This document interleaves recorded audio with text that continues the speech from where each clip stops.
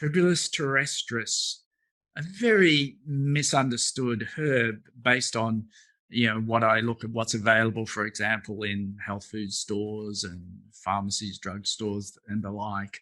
Um, and the reason is because the reputation of Tribulus as a hormonal herb, for supporting both male and female hormonal function, comes from a very specific form of Tribulus.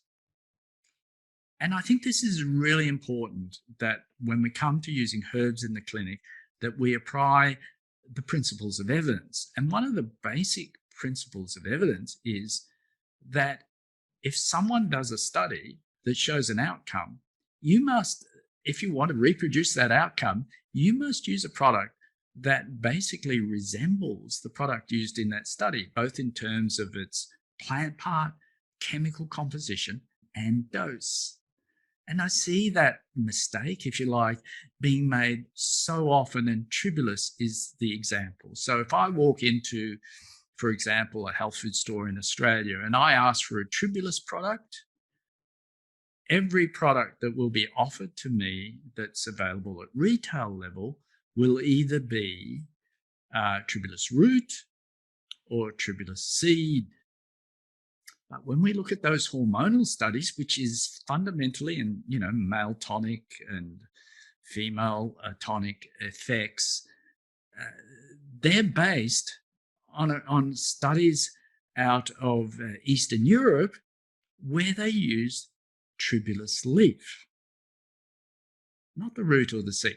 Now, where it gets even more complex is that Tribulus is one of these weeds that has spread itself around the world. And as it gets into local habitats, for example, it grows in Australia, its chemistry can change, its phytochemistry can change.